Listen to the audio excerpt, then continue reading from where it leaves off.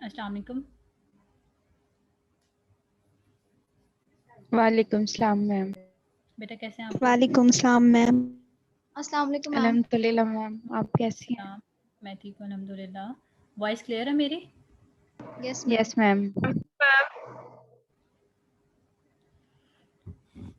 जी, किसी ने कुछ पूछना है लास्ट लेक्चर में से? मैम मैंने आपसे एक बात करनी थी। लास्ट लेक्चर मैंने मतलब नहीं लिया था, वो इमरजेंसी हो गई थी, तो मैंने आपको एक्टिविटी मेल की थी। ठीक है, मैं देख लूँगी उसको। अस्सलाम मैम। वालेकुम अस्सलाम। जी रिमशा। Thank you ma'am. मैंने सिर्फ सलाम लिया था क्लास में अच्छा आज। ठीक है ठीक है ठीक है। जी है।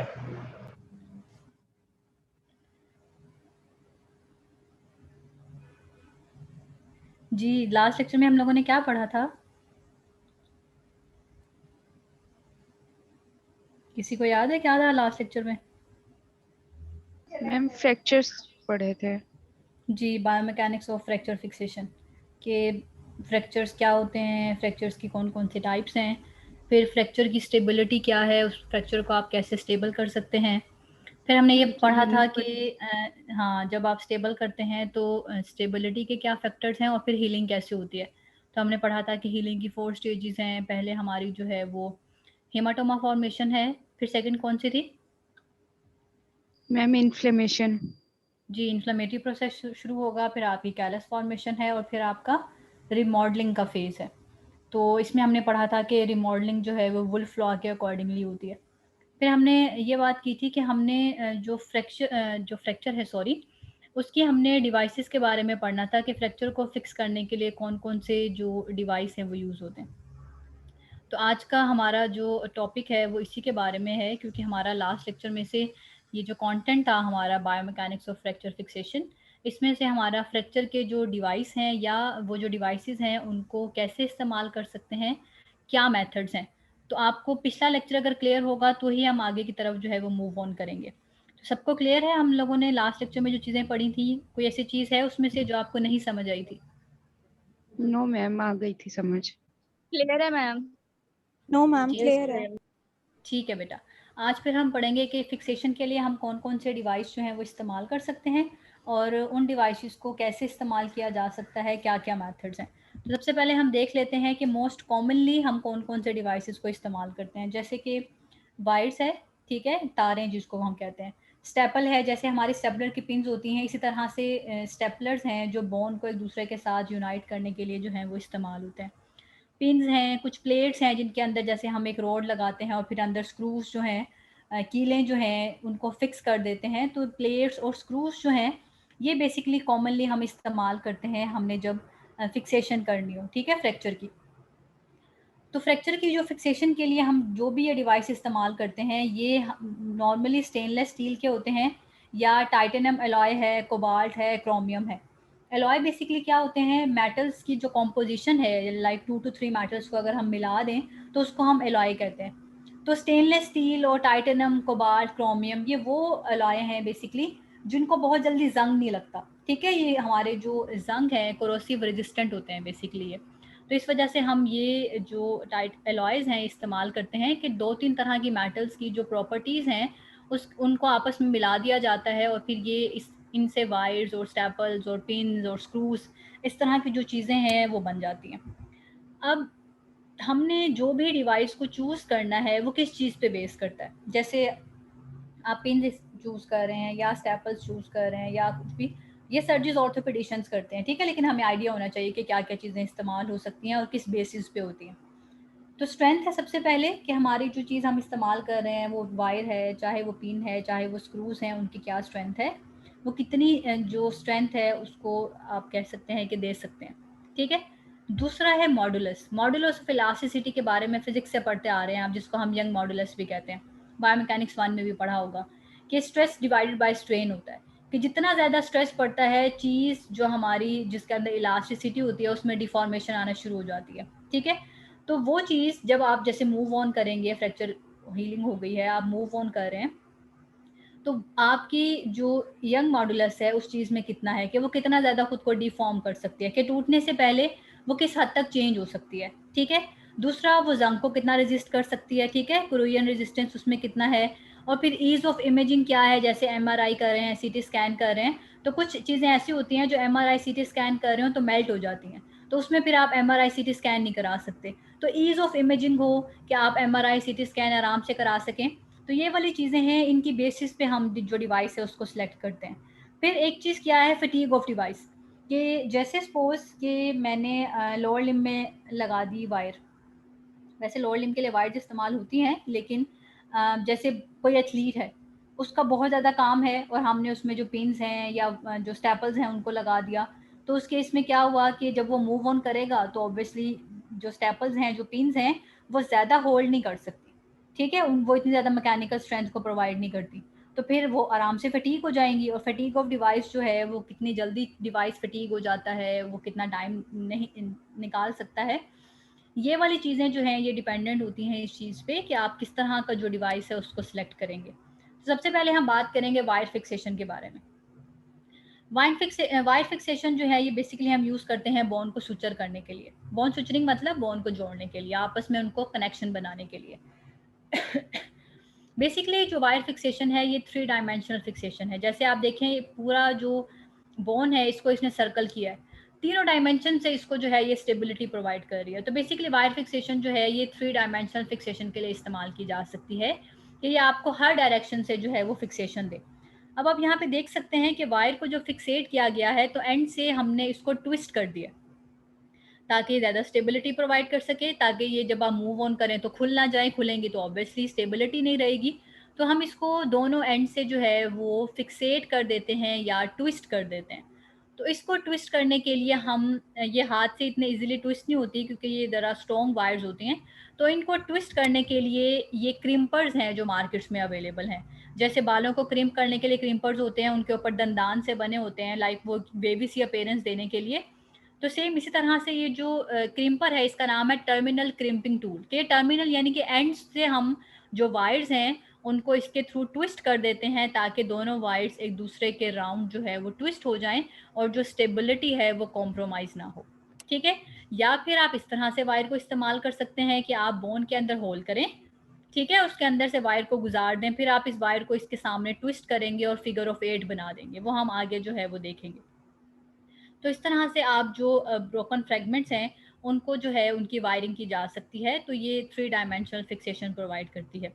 अब जो वायरिंग के फिक्सेशन है उसमें कुछ डेवलपमेंट्स हुई हैं, ठीक है, जैसे ट्विस्टिंग इंस्ट्रूमेंट की हमने अभी बात की कि क्रिम्पर के थ्रू आप जो क्रिम्पिंग सिस्टम है हमारा वो अवेलेबल है, उसके थ्रू आप एंड्स जो होते हैं उनको आप वायर की जो है वो ट्विस्ट कर सकते हैं। तो जब ट्विस्टिंग करते हैं तो क्या होता है, थोड़ा सा खिंचाव पैदा होता है वायर के अंदर और टेंशन जनरेट हो जाती है, ठीक है। तो अब ये ऑर्थोपेडिशन जो है ये इस्तेमाल करते हैं वायर टाइटनिंग के लिए। ये जो फर्स्ट वन है इसमें आप देख सकते हैं कि दोनों जो वायर के एंड्स हैं वो एक दूसरे के साथ इक्वली ट्विस्टेड हैं। तो ये हमने क्रिम्पर की मदद से किया है और ये ठीक है। यहाँ पे आप देखेंगे कि ये जो ट्विस्टिंग है इसमें एक जो वायर है ये बिल्कुल स्ट्रेट है और दूसरी वायर उसके इर्द गिर्द जो है वो खुद को ट्विस्ट कर रही है। इस तरह से स्टेबिलिटी जो है वो कॉम्प्रोमाइज़ होती है, ये ठीक तरीका नहीं है। तो ट्विस्टर की मदद से हमने क्या किया कि दोनों वायर्स को इक्वली एक दूसरे के साथ जो है वो हमने ट्विस्ट कर दिया, ठीक है, किसकी मदद से, इस क्रिम्पिंग टूल की मदद से। अब ये जो है ये पटेला हमारी बोन है जिसको हम नी कैप कहते हैं, जो आप लोगों ने नॉर लिम के अंदर पढ़ी होगी कि पटेला जो है दैट्स अ नी कैप। अब पटेलर फ्रैक्चर हुआ है, आपने दोबारा से जो पटेला है उसको अपनी जगह पे फिक्स करना है, तो उसके केस में वायरिंग इस्तेमाल की जा सकती है कि आप बोन के अंदर जो है वो होल करें, वहाँ से आप वायर को पास ऑन करें, पास ऑन करने के बाद आप फिगर ऑफ 8 बनाएं और जो टर्मिनल एंड्स हैं उसको क्रिम्पर की मदद से ट्विस्ट कर दें, फिक्स कर दें, उसमें टेंशन जनरेट कर दें, ठीक है। तो ये वर्टिकल मेथड है, पहले ये मेथड इस्तेमाल होता था, इसको हम ट्रेडिशनल मेथड कहते हैं, कि ट्रेडिशन बन गया था ये, ठीक है। ये वाला जो मेथड है ये हॉरिजेंटल 8 है, दिस वन इज़ वर्टिकल, ठीक है, ये सामने से है और यहाँ पे आप देखेंगे कि ये हॉरिजेंटल 8 बन रहा है। तो ये वाला अब ऑल्टरनेट मेथड जो है इसको इस्तेमाल किया जाता है, जो एंड्स हैं उनको क्रिम्पर की मदद से ट्विस्ट कर दिया हमने। तो ये तो थी हमारी वायर फिक्सेशन। अब इसके ड्रॉबैक्स क्या हैं, जैसे अभी हमने पीछे देखा कि आपको बोन में होल करना पड़ा और होल करके आपने जो बोन है उसको गुजार दिया।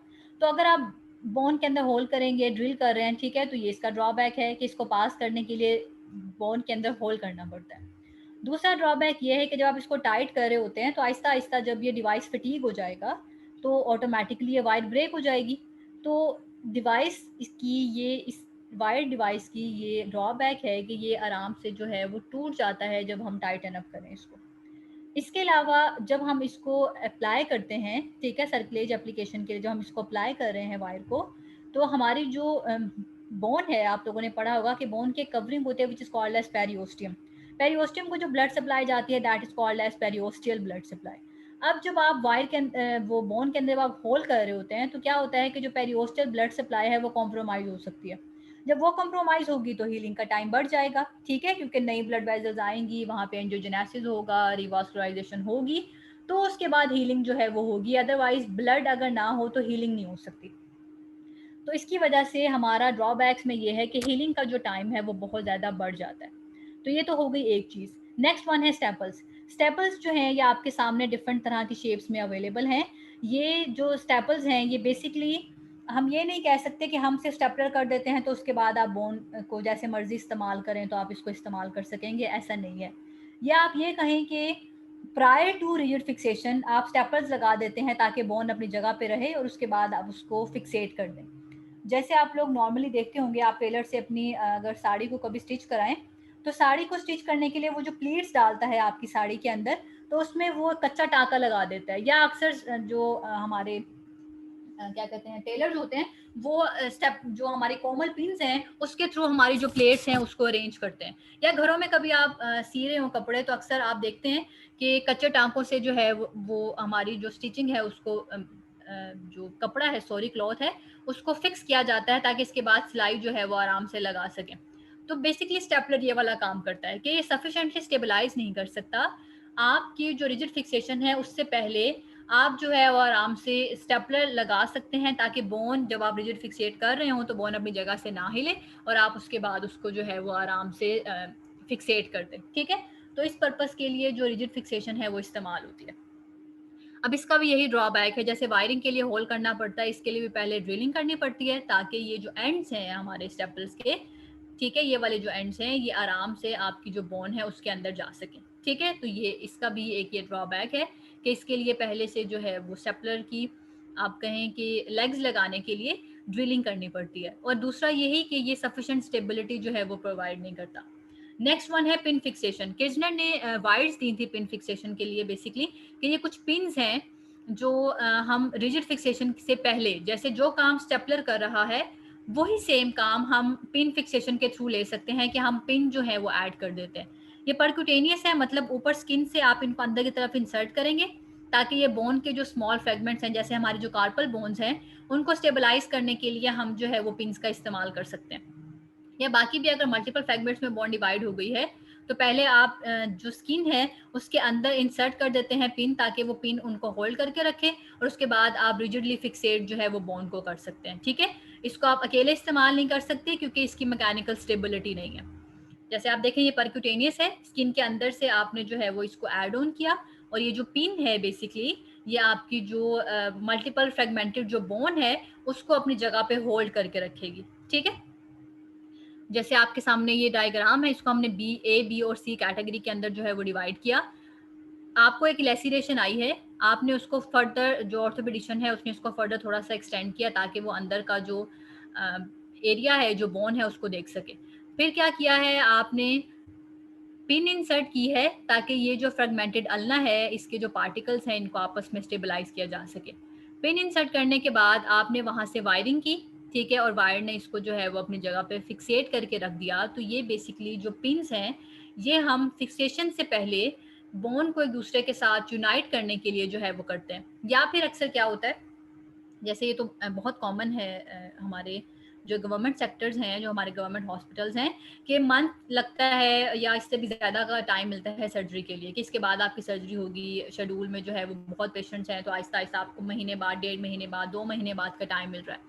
तो बोन गलत जगह पे यूनाइट ना हो तो उसके लिए ऑपरेशन से पहले क्या होता है कि आपकी जो बोन है उसमें पिन्स लगा के वो छोड़ देते हैं कि जब तक टाइम नहीं आता तब तक आपकी जो पिन्स हैं वो लगी रहें ताकि आपकी जो बोन है वो यूनाइट होगी इतने अरसे में तो अपनी सही जगह पे यूनाइट हो, फ्रेगमेंट्स जो हैं वो एक दूसरे के साथ ही यूनाइट हो, ठीक है। तो उस पर्पज़ के लिए भी अक्सर पिन लगा के जो है वो छोड़ देते हैं। तो आप कभी ऑर्थोपेडिक वार्ड में जाएँ तो आप देखेंगे कि काफ़ी लोगों को ये पिन्स लगी हुई होती हैं, क्योंकि अभी उनकी सर्जरी का टाइम नहीं आता। तो प्रायर फिक्सेशन के लिए, रिजिड फिक्सेशन से पहले उनको जो है वो फ्रेगमेंटेड जो बोन्स हैं उनको एक दूसरे के साथ रखने के लिए ये जो पिन्स हैं उनको इस्तेमाल किया जाता है। ठीक है, अब ये पिन्स हमेशा जो है वो एक दूसरे से पैरेलल नहीं लगती। ठीक है, पैरेलल अरेंजमेंट जो है वो उसमें नहीं लगती। पिन्स जो हैं वो एक दूसरे से के वायर्स जो हैं वो स्क्यूड कॉन्फ़िगरेशन में लगती हैं, एक दूसरे से ऑपोजिट डायरेक्शन में लगेंगी। पैरेलल अरेंजमेंट्स में आप इनको नहीं लगा सकते, इस तरह से जो स्टेबिलिटी है वो कॉम्प्रोमाइज़ होती है। ठीक है, नेक्स्ट वन है tension band technique. Basically tension band technique क्या है? इंटरनल फिक्सेशन जब आप करते हैं वायर्स के थ्रू, या आपकी जो जैसे हमने भी पीछे पढ़ा कि वायर्स जो हैं वो आप इस्तेमाल कर सकते हैं। तो जब आप इंटरनल फिक्सेशन करते हैं तो वो उसमें एक टेंशन बैंड टेक्निक जो है वो इस्तेमाल की जा सकती है वायर फिक्सेशन के लिए। ये बेसिकली इस तरह की टेक्निक है जो आपके डिस्ट्रक्टिव फोर्सेस को कंप्रेसिव फोर्सेस में कन्वर्ट करती है, और फिर जब चीज़ कंप्रेसिव फोर्सेस में कन्वर्ट होती है तो बोन की जो हीलिंग है वो प्रमोट होती है। क्यों बोन की हीलिंग प्रमोट होती है? दो सरफेसेस एक दूसरे के साथ जब लगती हैं तो ऑब्वियसली वहाँ पे जो आपके ऑस्टियोब्लास्टिक सेल्स हैं वो स्टिमुलेट होते हैं, वहाँ पे बोन की फॉर्मेशन शुरू होती है, वहाँ पे एंजियोजेनेसिस होता है, रिवास्कुलराइजेशन होती है, तो बोन की जो स्ट्रेंथ है वो इम्प्रूव होती है, बोन की हीलिंग जो है वो प्रमोट होती है। तो वही चीज़ है कि जब आपने जैसे यहाँ पे आपने लूज छोड़ा हुआ है वायर को, तो बोन्स आपस में डिस्ट्रैक्ट हैं। जब आप वायर को टाइटन अप करेंगे तो आपकी जो बोन्स हैं वो स्ट्रेट होंगी। वायर को आपने फिगर ऑफ 8 में बनाया और उसके बाद आपने जो टर्मिनल एंड्स थे उनको क्रिम्पर की मदद से ट्विस्ट कर दिया। जब आपने इसको ट्विस्ट किया है तो वायर में थोड़ी सी टाइटनिंग आ गई, टेंशन जो है वो जनरेट हो गई। तो बेसिकली ये जो लूप ऑफ टेंशन है, ये वाली जो फर्स्ट वन है, this is prior to tightening and this one is after tightening. ठीक है, कि आपने इसको टाइटन अप किया, फिर आपने इसको ट्विस्ट किया और आपने जो एंड्स थे उनको ट्विस्ट करने के बाद कट कर दिया। तो इस तरह से टेंशन जो है वो जनरेट होगी। तो ये टेंशन बैंड टेक्निक है जो बेसिकली हम डिस्ट्रक्टिव फोर्सेस को, कि जब बोन एक दूसरे से दूर मूव कर रही है तो उनमें डिस्ट्रक्शन की फोर्स या टेंशन की फोर्स जनरेट हो रही है, हमने उनको वायर की मदद से एक दूसरे के पास कर दिया। जब हमने उन्हें वायर की मदद से एक दूसरे के पास किया तो उसके बाद हमने वायर को टाइट कर दिया ताकि टेंशन जनरेट हो सके। तो हमने वो डिस्ट्रक्टिव फोर्सेस को कंप्रेसिव फोर्सेस के अंदर कन्वर्ट कर दिया। ठीक है, तो ये वाली चीज़ें तो थी स्टेपल्स के साथ और पिन्स के साथ। नेक्स्ट वन जो है वो हम स्क्रूज इस्तेमाल करते हैं इसके लिए, फिक्सेशन के लिए। ठीक है, हमने पिछले लेक्चर में भी पढ़ा था इंटरनल और एक्सटर्नल फिक्सेशन में हम प्लेट्स डालते हैं और अंदर हम स्क्रूज जो है वो डाल देते हैं। वो जो स्क्रूज हैं बेसिकली अब वो किस तरह से इस्तेमाल होते हैं और उनकी क्या एनाटमी है। स्क्रूज का एक हेड है जिसको हम राउंड हेड कहते हैं। यहाँ पे ये जो पार्ट है इसको हम ड्राइव कहते हैं। ड्राइव क्यों कहते हैं? इसी पार्ट के थ्रू आप स्क्रू को टाइट करते हैं किसी भी चीज़ के अंदर, नट के अंदर, और इसी पार्ट के थ्रू आप जैसे रोटेट करके इसी को खोल के, जैसे आप कहते हैं पेज खोलना, तो आप यहीं से जो है वो प्लास को एंटर करते हैं और उसके मदद से जो है वो इसको रोटेटरी मूव करके इसको टाइट करते हैं और लूज करते हैं। तो ये इसकी ड्राइविंग फोर्स है, यहीं से फोर्स आप लगाते हैं इसके ऊपर। तो इस वजह से हम इस पार्ट को ड्राइव कहते हैं। ये जो पार्ट है that is called as shank. ये जो सारा पार्ट है जहाँ पे ट्विस्ट अवेलेबल है आपके स्क्रू के ऊपर, इसको कहते हैं थ्रेड ऑफ द स्क्रू। ठीक है, इस पार्ट को हम थ्रेड कहते हैं। जहाँ पे ये एंड हो रहा है स्क्रू, इसको कहते हैं टिप। ठीक है, तो ये मल्टीपल पार्ट्स हैं हमारे स्क्रूज के, head, drive, shank, thread and tip. ठीक है, अब जो थ्रेड है इसका बड़ा इंपॉर्टेंट रोल है हमारे स्क्रूज के अंदर, कि बेसिकली हमारे जो स्क्रू की होल्डिंग पार है ये हमारे थ्रेड के ऊपर डिपेंडेंट है। थ्रेड क्या? ये वाला जो पार्ट है जिसमें बेसिकली आपकी जो ट्विस्टिंग है वो आती है। ठीक है, ये वाला जो सारा पार्ट है इसको हम थ्रेड कहते हैं। अब थ्रेड का क्या डायमीटर होगा और थ्रेड की क्या लेंथ होगी, ये आपके स्क्रू की होल्डिंग पावर है, कि जितना ज्यादा डायमीटर और जितनी ज्यादा लेंथ होगी आपकी स्क्रूज की, उतना ही ज्यादा आपकी स्क्रूज किसी चीज को होल्ड करके रख सकते हैं। जैसे कॉमन सेंस की बात है, जब हमने कोई ऐसी चीज को हमारी दीवार के साथ लगाना होता है जिसका वेट ज्यादा है, तो हम बड़े बड़े जो स्क्रूज हैं वो लेके आते हैं ताकि वो दीवार के अंदर तक जा सके और मैक्सिमम जो लोड है वो कर सके। अगर आपने छोटी मोटी सी कोई चीज लटकानी हो तो आप छोटी सी कील से भी उसको लटका देते हैं। तो थ्रेड का जो डायमीटर है, थ्रेड की जो लेंथ है, ये आपकी डिसाइड करती है कि स्क्रू की होल्डिंग पावर क्या होगी। ठीक है, तो screw holding power is basically a function of outer thread diameter times the length of its thread। कि thread का outer diameter और थ्रेड की जो लेंथ होगी बेसिकली वो चीज डिटरमिन करेगी कि स्क्रू बोन को किस कदर होल्ड करके रख सकता है, ठीक है, विद इन द बोन जो इसकी चीज है ये बताती है कि आपकी जो थ्रेड है, सॉरी जो स्क्रू है वो किस हद तक होल्ड करके रख सकता है। और दोनों जो थ्रेड हैं उसके दरमियान का जो डिस्टेंस होता है that is called as pitch of that thread, ठीक है, कि ये सारा आपका थ्रेड है। थ्रेड दोनों दो जो आपकी टर्न आ रहे हैं उसके दरमियान में जो डिस्टेंस होता है that is called as pitch, ठीक है। और ये वाला जो पार्ट है that is called as root, और ये जो एक सिंगल पार्ट है that is called as crust. One crust से दूसरी क्रस्ट के दरमियान का जो डिस्टेंस है that is called as pitch, ठीक है। तो स्क्रू की होल्डिंग पावर बेसिकली डिपेंडेंट है थ्रेड के डायमीटर पे और थ्रेड की लेंथ पे। नेक्स्ट वन है कि स्क्रू की होल्डिंग बार में कुछ फैक्टर्स हैं like intrinsic and extrinsic. Intrinsic का क्या मतलब है? एक स्क्रू के लिए उसकी अपनी ही एनाटॉमी जो होगी वो उसका इंट्रिंसिक है। मैं भी अगर मैं कोई ऑर्थोपेडिशियन हूँ और मैं उसको लगा रही हूँ, ठीक है, मैं जिस बोन के ऊपर लगाऊंगी वो बोन उसके लिए एक्सट्रिंसिक है। मैं जो उसका स्क्रू को जिस ओरिएंटेशन पे लगाऊंगी वो उसके लिए एक फैक्टर है। लाइक स्क्रू खुद ब खुद किसी जगह पे जाके फिट नहीं हो सकता, मैंने उसको ओरिएंटेट करना है कि मैं इसको बोन के परपेंडिकुलर लगाऊंगी, क्योंकि स्क्रूज हमेशा जो फ्रैक्चर होता है उसके परपेंडिकुलर आपने लगाना होता है, ठीक है, उसके 90 एंगल पे लगता है वो। तो स्क्रू की जो इंसर्शन की ओरिएंटेशन है क्योंकि वो ऑर्थोपेडिशियन डिसाइड करेगा तो वो एक्सट्रिंसिक फैक्टर है। फिर वो जो उसके ऊपर हमने कहा था ड्राइव है, ड्राइव को आप टाइट करते हैं, ड्राइव को आप खोलते हैं वहां से स्क्रू को, तो वो बेसिकली जो टॉर्क है वो भी एक एक्सटर्नल बंदा उसके ऊपर लगा रहा है वो फोर्स, तो वो भी एक्सटर्नल है। स्क्रू के लिए इंट्रिंसिक क्या है? स्क्रू का अपना डायमीटर क्या है थ्रेड का, स्क्रू के अपने डायमीटर जो थ्रेड है उसकी लेंथ क्या है, स्क्रू के जो थ्रेड है उसकी कॉन्फ़िगरेशन क्या है। अब कॉन्फ़िगरेशन से क्या मुराद है? Basically there are two types of screws, cortical and the calcaneus. Like cortical bone को जब आपने देखना होता है तो आप कॉर्टिकल स्क्रूज लगाते हैं, कैल्सेनियस को आपने देखना होता है तो आप कैल्सेनियस के जो स्क्रूज हैं वो लगाते हैं, ठीक है। अब जो कैल्सेनियस जो बोन है उसमें जो पिच है वो ज्यादा होती है। पिच क्या थी अभी हमने पीछे देखा कि वन क्रस्ट से दूसरी क्रस्ट का जो डिस्टेंस है that is called as pitch. तो आप यहाँ पे देख सकते हैं कि एक क्रस्ट से दूसरी क्रस्ट का डिस्टेंस ज्यादा है, इसका मतलब है वो बात जो पीछे मेंशन्ड है कि कैल्सेनियस जो बोन है उसमें पिच ज्यादा होती है, ठीक है। तो यहाँ से यहाँ तक का डिस्टेंस ज्यादा है। यहाँ पे आप देखेंगे वन क्रस्ट से दूसरी क्रस्ट का डिस्टेंस कम है। तो ये वाली जो स्क्रूज होते हैं इनको हम कॉर्टिकल स्क्रूज कहते हैं, ये वाले जो स्क्रूज होते हैं इनको हम कैल्सेनियस स्क्रूज कहते हैं। और फिर ये तो हमने पहले भी बात कर ली कि ये टाइटेनियम में, स्टेनलेस स्टील में, क्रोम में, इनमें जो है ये अवेलेबल है सारे मटेरियल्स, तो हम अपने जो पेशेंट है उसके अकॉर्डिंगली इनको डिसाइड कर लेते हैं। तो कॉन्फ़िगरेशन से मुराद ये है, ठीक है, कि थ्रेड की कॉन्फ़िगरेशन क्या होगी, कॉर्टिकल होगी या कैल्सेनियस होगी। तो ये इंट्रिंसिक फैक्टर्स हैं। एक्सट्रिंसिक स्क्रूज के हमने पढ़ लिए कि आपकी बोन किस तरह की है, ऑस्टियोप्रोटिक है, ऑस्टियोपेनिक है, लगाने वाला बंदा उसको किस ओरिएंटेशन पे लगा रहा है, वो जो अंदर से उसको उसके ड्राइव में जो फोर्स लगानी है ताकि हमारा जो स्क्रू है वो टाइट हो जाए या आपने उसको लूज करना है, ये भी कोई एक्सटर्नल बंदा लगा रहा है, तो ये स्क्रू के लिए एक्सट्रिंसिक फैक्टर्स हो गए, ठीक है।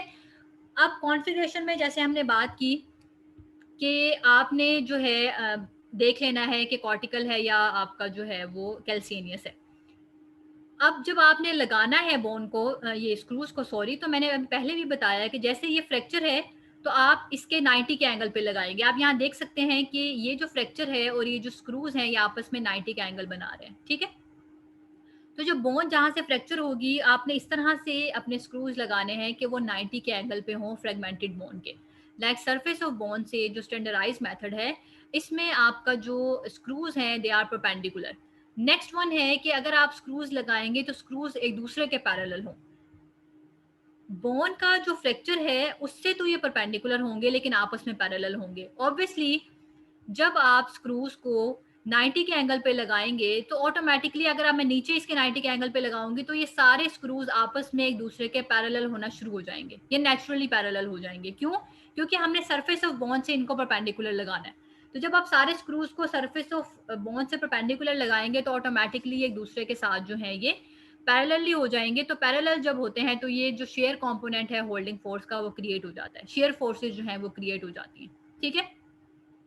इसके अलावा वो स्क्रूज जो बाइकॉर्टिकल मैनर में लगते हैं वो स्ट्रेंथ ऑफ फिक्सेशन को बढ़ा देते हैं। बाइकॉर्टिकल मैनर का क्या मतलब है? आपने जो स्क्रू लगाया है वो यहाँ से इस बोन से निकले और इस बोन को क्रॉस करता हुआ यहाँ तक आए। लाइक हाफ तक नहीं लगाया आपने, आपने पूरा लगाया है कि आपके कॉर्टेक्स को ये चीरता हुआ या पास ऑन करता हुआ जो है वो दूसरे एंड तक आए। तो इस तरह के जो स्क्रूज होते हैं इनको आप कहते हैं बाइकॉर्टिकल हैं। तो जाहिर सी बात है वो चीज़ जो यहाँ से निकलेगी, यहाँ से लगेगी और यहाँ से निकल के बाहर आएगी, तो वो ज़्यादा अच्छी फिक्सेशन अलाउ करेगी, ज़्यादा स्ट्रेंथ होगी उसकी एज कम्पेयर टू कि आप हाफ ऑफ द बोन तक ही जो स्क्रू है उसको लगा दें। ठीक है, तो बाइकॉर्टिकल जो स्क्रूज होते हैं वो ज़्यादा अच्छी फिक्सेशन जो है वो अलाउ करते हैं। अब इसके बारे में एनाटॉमिकल कंस्ट्रेंट है कि जो प्लेट्स हैं वो यूज़ होती हैं ऑब्वियसली स्क्रू के साथ। आप ऐसे ही जो स्क्रू है उसको नहीं लगा सकते, प्लेट्स के थ्रू हम स्क्रूज लगाते हैं और प्लेट जो है वो वन साइड पे लगती है। अब ये डिसाइड करना कि प्लेट किस साइड पे लगेगी, दैट इज इम्पोर्टेंट। बायोमैकेनिक्स 1 में आप लोगों ने पढ़ा होगा कि जब भी हम आगे की तरफ फ्लेक्स होते हैं हमारे स्पाइन में, तो एंटीरियर साइड पे कंप्रेशन आता है और पोस्टीरियर साइड पे टेंशन की जो फोर्सेस हैं वो जनरेट होती हैं। ठीक है, ये बायोमैकेनिक्स 1 में आप लोगों ने डिटेल से पढ़ा है। सेम वही चीज़ है कि जिस तरफ कंप्रेसिव फोर्सेस लगती हैं उससे ऑपोजिटली साइड पे जो हमारे टेंशन की फोर्सेस हैं वो जनरेट होती हैं। प्लेट हमेशा उस तरफ लगती है जहां टेंशन जनरेट हो, ताकि जो डिस्ट्रैक्टिंग फोर्सेस हैं, ये जो बॉन्ड एक दूसरे के पास लेके जा रही हैं, क्योंकि अगर हम यहाँ पे लगाएंगे तो डिस्ट्रैक्शन रहेगी, बॉन्ड की हीलिंग ही नहीं हो सकेगी। ठीक है, तो यहाँ पे तो लगाने का फायदा नहीं है, पहले ही दोनों जो बॉन्ड है एक दूसरे को अप्रोक्सीमेट कर रही हैं, पहले ही यहाँ पे कंप्रेसिव फोर्सेस जो हैं वो जनरेटेड है। हमें कन्वेक्स एंड पे या जहाँ पे डिस्ट्रक्टिव फोर्सेस जनरेट हो रही हैं, जहाँ पे बॉन्ड एक दूसरे से दूर जा रही है, वहाँ पे प्लेट्स लगानी है, वहाँ पे स्क्रूज लगाने हैं, ताकि ये जो डिस्ट्रक्टिव फोर्सेस हैं इनको कंप्रेसिव फोर्सेस के अंदर कन्वर्ट किया जा सके। ठीक है, तो प्लेट हमेशा टेंशन की साइड पे लगती है जहाँ पे कन्वेक्स सरफेस हो, जहाँ पे हमने डिस्ट्रक्टिव फोर्सेस को काउंटरएक्ट करना हो। ठीक है, तो इस तरह से आप जो कंप्रेसिव साइड्स हैं वहाँ पे प्लेट्स नहीं लगा सकते, ये कॉन्ट्रा इंडिकेटेड है। इस तरह प्लेट्स लगाने का कोई फायदा ही नहीं है। यहाँ पे आप जो है वो लगाते हैं ताकि आपकी जो क्या कहते हैं उसको कि जो स्क्रूज हैं वो आपकी बोन फ्रेगमेंट्स को होल्ड करके रख सकें और इस तरह से आपकी जो हीलिंग है वो एक्सेलरेट होगी। ठीक है, तो कन्वेक्स साइड पे आप जो है वो हमेशा लगाते हैं, कनकेव साइड पे आपको कोई ज़रूरत नहीं है प्लेट्स को या स्क्रूज को ऐड ऑन करने की। ठीक है, तो ये प्री बैंड प्लेट्स हैं वो यूज़ होती हैं। This one is Wolff law, और हम क्योंकि इसको दोबारा से इसलिए पढ़ रहे हैं कि हर चीज़ इसके अकॉर्डिंगली ही हमारी जो है वो हील होती है। तो जहाँ पे टेंशन और कंप्रेशन आएगी उसी एरिया में जो बोन की मिनरल डेंसिटी है वो इम्प्रूव होना शुरू हो जाएगी। ठीक है, अब जो आजकल जो प्लेट्स हैं वो किस तरह से इस्तेमाल की जाती हैं, वो थोड़ा सा बोन से दूर लगती हैं ताकि जो बोन की पेरियोस्टियम है वो लेयर जो ब्लड सप्लाई है वो कॉम्प्रोमाइज़ ना हो। जैसे हमने भी पीछे ड्रॉबैक में पढ़ा था कि वायर जो हैं वो पेरियोस्टियल ब्लड सप्लाई को कॉम्प्रोमाइज़ कर देती हैं।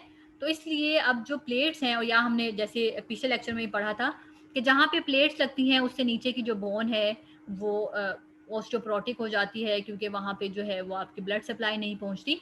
तो अब जो प्लेट्स हैं उनको थोड़ा सा डिस्टेंस पे लगाया जाता है हमारी जो सरफेस ऑफ द बोन है उससे, ताकि आपकी जो पेरियोस्टियल ब्लड सप्लाई है वो कॉम्प्रोमाइज़ ना हो। ठीक है, इसके अलावा ये जो सारे मटेरियल हैं ये बायोडिग्रेडेबल पॉलीमर्स के बने होते हैं। ठीक है, ये ज़्यादा प्रेफरेबल हैं एज़ कम्पेयर टू मेटल, क्योंकि ये जो बायोडिग्रेडेबल पॉलीमर्स हैं जैसे पॉलीलैक्टिक एसिड है, ये आजकल ज़्यादा इस्तेमाल होते हैं इन मटेरियल्स में। ये खुद ब खुद टाइम पीरियड के बाद N2 में, O2 में, CO2, H2O इनमें कन्वर्ट हो जाते हैं, या इनऑर्गेनिक सॉल्ट्स में, जो हमारी बॉडी जो है यूटिलाइज कर लेती है। लेकिन इन जो बायोडिग्रेडेबल पॉलीमर्स हैं इनके कुछ बेनिफिट्स हैं, जैसे क्लिनिकल एप्लीकेशंस क्या हैं कि आपको दोबारा से सर्जरी नहीं करनी पड़ती, वरना मेटल के जो नेल्स हैं या बाकी चीज़ें हैं उनको निकालने के लिए दोबारा से सर्जरी करनी पड़ती थी कि जब बोन यूनाइट हो गई है अब उनको निकालना है क्योंकि अंदर नहीं छोड़ सकते। तो अब पॉलीमर्स इस्तेमाल होते हैं ताकि वो अंदर ही जो है वो डिग्रेड हो जाए, और इनकी मैकेनिकल प्रॉपर्टीज जो है वो आहिस्ता आहिस्ता डिक्रीज हो जाती है टाइम के साथ, क्योंकि बोन अपनी स्ट्रेंथ जब पकड़ना शुरू होती है तो ऑटोमेटिकली बोन के ऊपर लोड आएगा और इनकी मैकेनिकल प्रॉपर्टीज खत्म होते होते ये बिल्कुल ही जो है वो खत्म हो जाएंगे। और ये ज़्यादा फ्लेक्सिबल है मेटल से कि एकदम से टूटती नहीं है ये। ठीक है, मेटल तो जैसे मेटल में स्ट्रेन इतना नहीं हो सकता, जो फ्लेक्सिबल चीज़ें होती हैं उनमें डिफॉर्मेशन ज़्यादा होती है। ठीक है। तो ये ज़्यादा फ्लेक्सिबल हैं, तो ये इनकी क्लिनिकल एप्लीकेशंस हैं। लेकिन हर चीज़ के जहाँ कुछ बेनिफिट्स होते हैं तो वहाँ उनके ड्रॉबैक्स भी होते हैं या डिसएडवांटेजेस हैं। जैसे ये स्ट्रेंथ ज़्यादा अच्छी नहीं प्रोवाइड कर सकती क्योंकि ये फ्लेक्सिबल ज़्यादा हैं, और फ्लेक्सिबल चीज़ किसी चीज़ को स्ट्रेंथ ज़्यादा नहीं दे सकती, ठीक है, जैसे आपने बायोमैकेनिक्स 1 में पढ़ा होगा। इसी तरह से जब ये डिग्रेड कर जाती हैं खुद, तो अक्सर ये अनवांटेड बायोमैकेनिकल जो बायोलॉजिकल जो रिस्पॉन्सेज हैं इनकी वजह से हो जाते हैं, जो हमारी बॉडी के लिए अच्छे नहीं होते।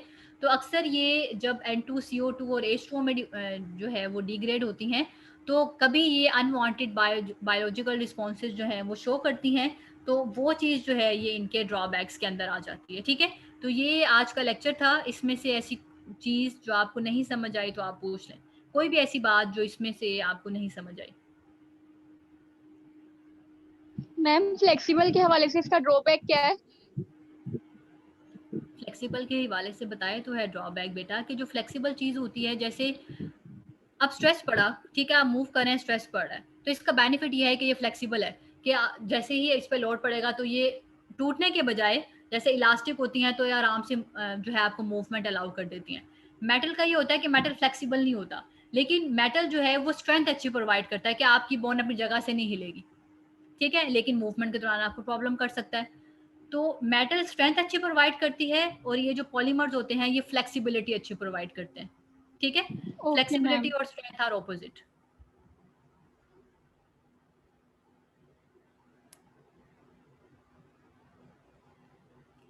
कोई ऐसी चीज़ है इसमें जो आपको समझ नहीं आई? वैसे तो बीइंग अ फिजिकल थेरेपिस्ट आपने ना तो नीडल्स लगानी है, ना ही पिन्स लगानी है, ना ही आपने ये सारी चीज़ें करनी है।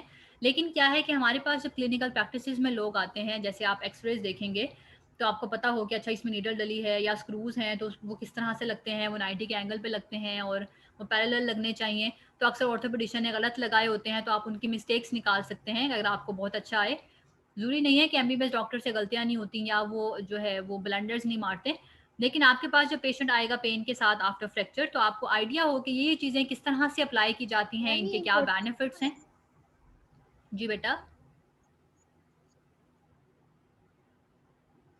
तो ये वाली जो सारी चीज़ें हैं ये आपको इनके, इम्पोर्टेंट है। जी बेटा, ये आपके लिए इंपॉर्टेंट है बायोमैकेनिक्स ऑफ फ्रैक्चर फिक्सेशन के, आप कौन कौन से डिवाइस नॉर्मली इस्तेमाल हो रहे हैं हमारे क्लिनिकल प्रैक्टिसेस में, ऑर्थोपेडिशियन क्या क्या इस्तेमाल करते हैं फ्रैक्चर के बाद, आपके पास पेशेंट्स आएंगे तो आप उनको कैसे डील कर सकते हैं। अक्सर ऑर्थोपेडिशियन की गलती होती है, लेकिन पेशेंट आपके पास आता है तो वो कहता है कि मेरा जो पेन है वो तो पहले से भी ज़्यादा बढ़ गया है, लेकिन गलती ऑर्थोपेडिशियन की होती है कि उसने सही तरह जो है वो उसको प्लेस नहीं किया और नाम आपका आ जाता है। तो एटलीस्ट जब आपको गलत सही पता होगा तभी ही आप उसको जो है गलत से डिफरेंशिएट कर सकेंगे, ठीक है। मैम इंट्रिंसिक और एक्सट्रिंसिक स्क्रू का बता दें। बेटा स्क्रू तो एक ही है, अब स्क्रू के कुछ फैक्टर्स हैं लाइक इंट्रिंसिक और एक्सट्रिंसिक, जब वो लग रहे हैं तो उसमें क्या क्या चीज़ें मैटर करती हैं। इंट्रिंसिक का मतलब ये है कि जो स्क्रू के अपने ही इटसेल्फ हैं, ठीक है, जैसे कि स्क्रू की क्या एनाटमी है, उसमें क्या थ्रेड है, थ्रेड की कॉन्फ़िगरेशन किस तरह की है, कि पिच ज़्यादा है या कम है, या आपने स्क्रू को किस तरह से जो है वो लाइक उसका डायमीटर किस तरह का है, उसकी लेंथ किस तरह की है। तो ये तो स्क्रूज के इंट्रिंसिक फैक्टर्स हो गए कि ये इटसेल्फ स्क्रूज के हैं, इसमें आप कुछ नहीं कर सकते, ठीक है। एक्सट्रिंसिक क्या है कि आपने जिस बोन के ऊपर उसको लगाया है उस बोन की क्या कंडीशन है, वेदर दैट इज ऑस्टियोपोरोटिक या वहां पे ओस्टियोपिनिया है, या बोन जो है अच्छी स्ट्रेंथ की है। अब आपने उसको किस तरह से लगाया है इसमें स्क्रू कुछ नहीं कर सकता, वो उठ के खुद कहीं नहीं लग सकता। आप उसको कैसे ओरिएंटेट कर रहे हैं, उसको 90 के एंगल पे लगा रहे हैं, तो ये एक्सट्रिंसिक है, ठीक है, मैं लगा रही हूँ, एक्सटर्नल बंदा इसको कर रहा है। या आपने जो जैसे हम स्क्रू को टाइट करते हैं या लूज करते हैं, जैसे हमने इसका एक पोर्शन पढ़ा है कि ड्राइव है एक, अब ड्राइव के अंदर आप जो है वो पेच कस रख के जो है वो उसको पेच को कसते हैं और फिर उसको वहीं से लूज करते हैं, तो वो जो फोर्स लगानी है टाइट करने के लिए और लूज करने के लिए वो भी स्क्रू की अपनी तो नहीं है, वो तो मैं लगा रही हूँ, ठीक है, तो वो उसके लिए एक्सट्रिंसिक है। तो ये दो तरह के फैक्टर्स हैं जो स्क्रू की होल्डिंग पावर में इंपॉर्टेंट है, एक्सट्रिंसिक एंड इंट्रिंसिक, ठीक है। Okay ma'am. इसके अलावा कुछ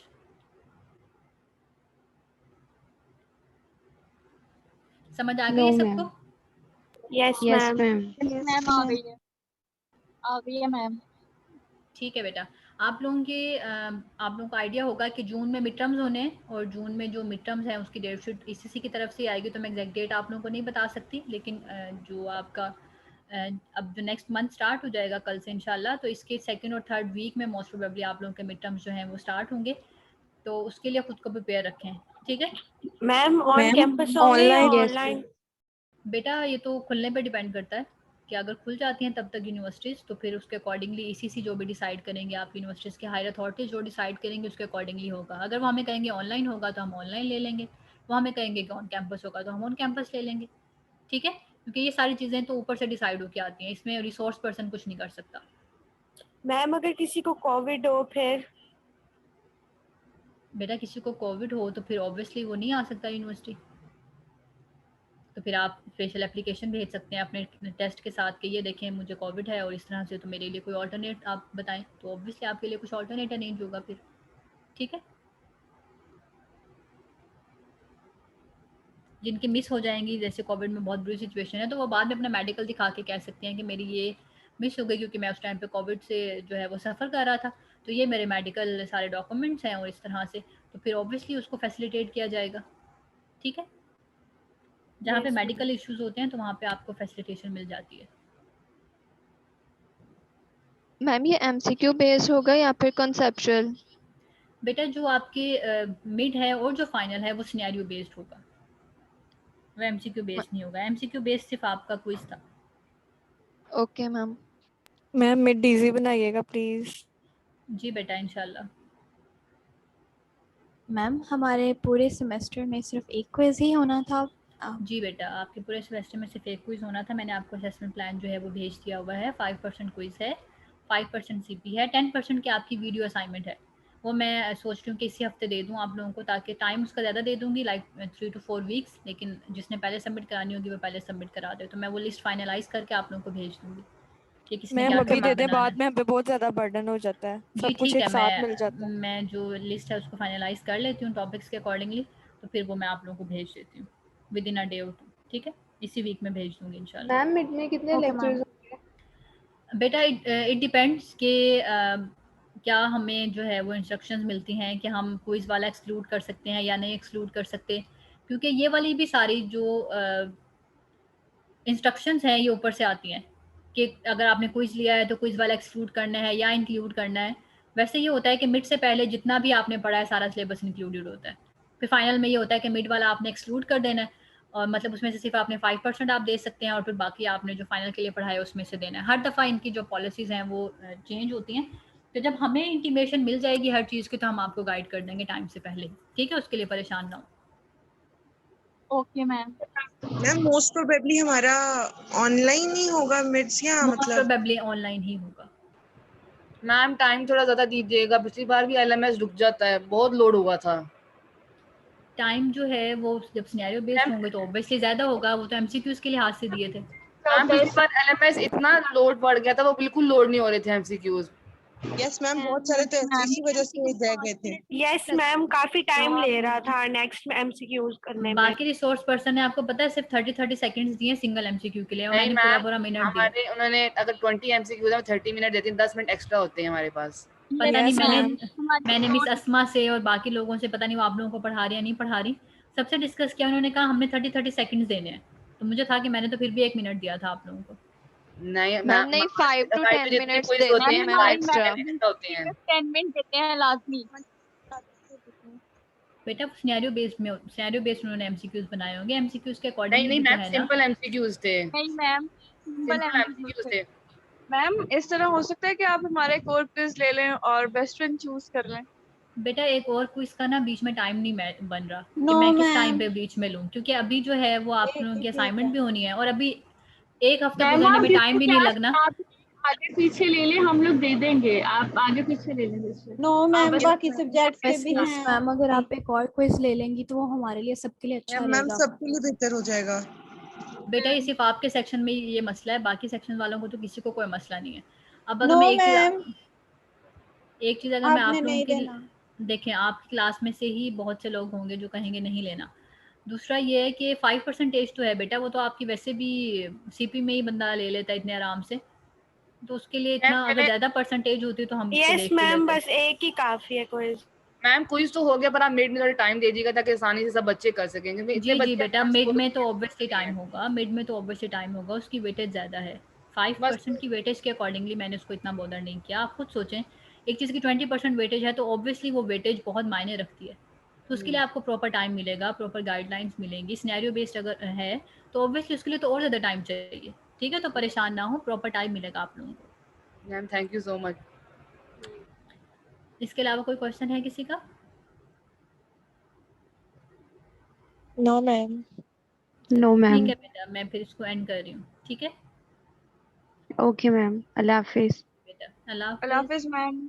अल्लाह हाफिज। Excuse me ma'am. जी बेटा, अल्लाह हाफिज मैम। अल्लाह हाफिज। अल्लाह हाफिज मैम। अल्लाह हाफिज।